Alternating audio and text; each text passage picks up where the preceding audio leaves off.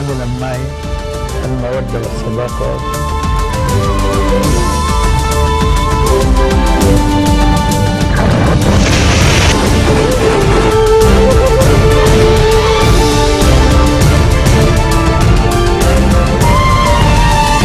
Bonjour à tous, merci de nous rejoindre sur Futur TV pour cette nouvelle édition de la rédaction. Tout de suite les titres. Ce drame au Akkar causé par les intempéries, un arbre s'est abattu sur la maison de réfugiés syriens à Kfar Melki. Une petite fille de 5 mois a perdu la vie. Plus d'accès au territoire américain pour les ressortissants de 7 pays musulmans. Donald Trump a signé un décret interdisant pour 3 mois l'entrée de réfugiés sur le territoire américain. Catastrophe forestière au Chili, 10 morts et 290 000 hectares de forêt brûlées. C'est le bilan des puissants incendies depuis une semaine dans le centre du pays. Un hérisson a été tué par la chute d'un arbre sur sa maison dans le Akkar. Ce drame est directement lié aux intempéries. La petite Salam Aref Faouri, 5 mois, habitait avec ses parents, des réfugiés syriens dans un dépôt à Kfar Melki. L'habitation a été complètement détruite. Le temps s'est amélioré après plusieurs jours de fortes intempéries, routes fermées, verglas et chutes de neige. Cette situation a rendu plusieurs axes impraticables, notamment à Baalbek, Iklim, Al-Toufa. Les axes menant vers Kfar Shouba et Sheba sont également fermés. À Marjeyoun, les flocons ont commencé à tomber des 700 mètres. Les automobilistes sont priés de ne pas emprunter la route de Dar el-Baïdar à partir du rond-point de Prandoun et Chtoura.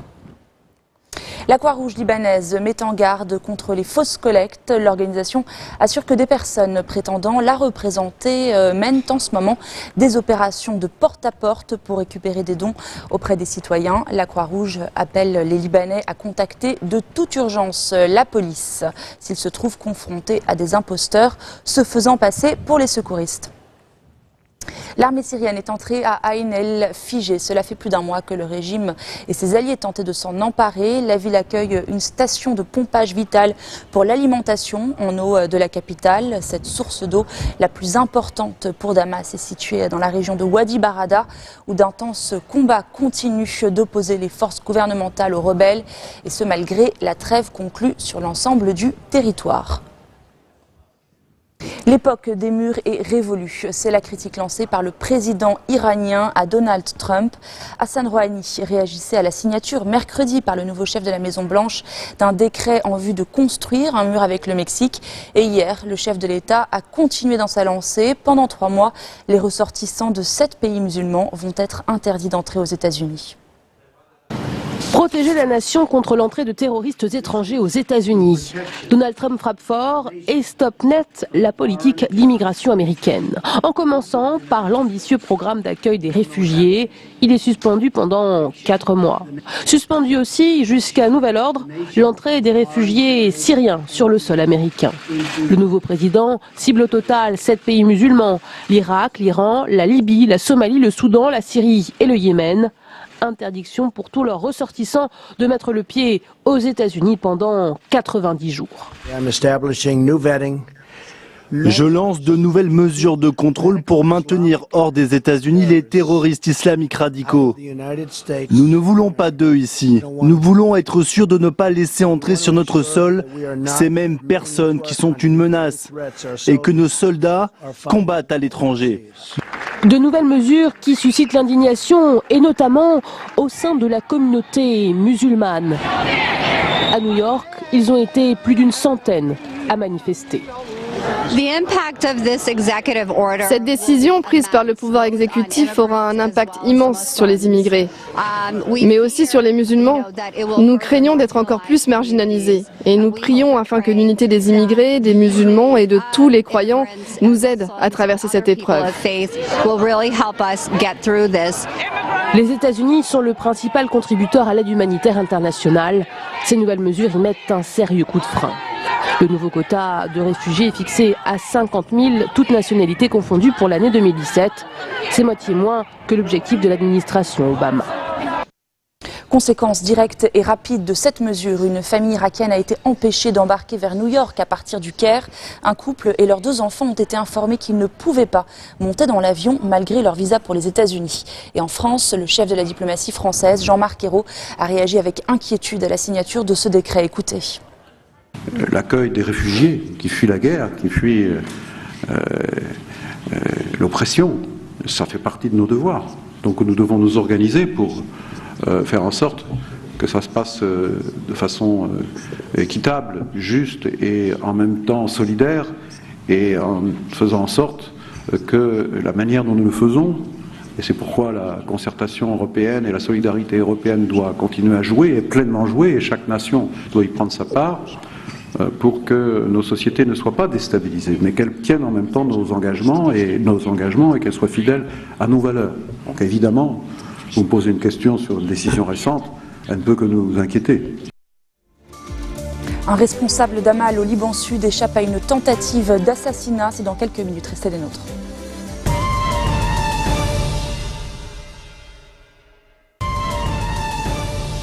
Au Liban Sud, un responsable du mouvement Amal et sa famille ont échappé ce samedi à une tentative d'assassinat. Des inconnus ont mis le feu au véhicule de Yasser Abdallah Mourtada, le vice-responsable de la formation à État El-Jabal. Une partie de son domicile a brûlé, son épouse et ses enfants sont sains et saufs. Une enquête a aussitôt été ouverte. Au Chili, la présidente Michelle Bachelet a décrété l'état de catastrophe. À ce jour, près de 290 000 hectares de forêt sont partis en fumée.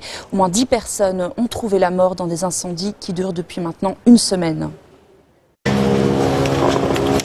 Ces hommes ont localisé un nouveau foyer, mais l'épais nuage de fumée ralentit leur progression. Le feu s'est rapidement propagé dans cette forêt aux abords de Concepción.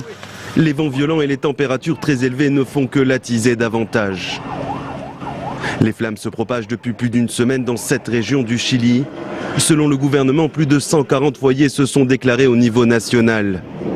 Les incendies ont ravagé des centaines de milliers d'hectares de forêt. Certains habitants affirment que les feux auraient été intentionnellement allumés.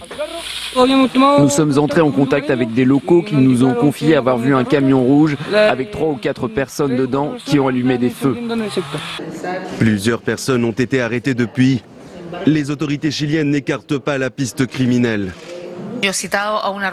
J'ai demandé une réunion avec les chefs du renseignement de la police et les forces armées pour voir si les responsables ont été retrouvés et pour déterminer les causes de ces feux.